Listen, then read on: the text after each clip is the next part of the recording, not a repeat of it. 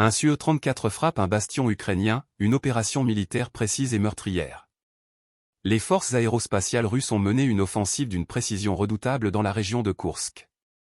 Le chasseur-bombardier supersonique Su-34, fleuron de l'aviation militaire russe, a détruit un bastion ukrainien, infligeant des pertes significatives en hommes et en matériel. Cette frappe s'inscrit dans un contexte de tensions croissantes dans la zone frontalière. Abonnez-vous et partagez cette vidéo pour ne rien manquer des évolutions de ce conflit.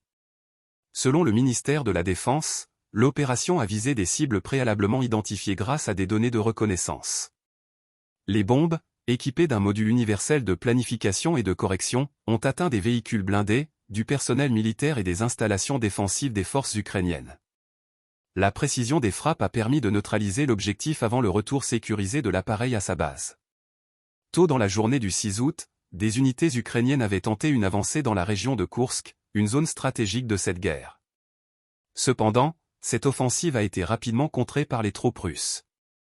Les affrontements qui ont suivi ont été particulièrement meurtriers pour les forces ukrainiennes.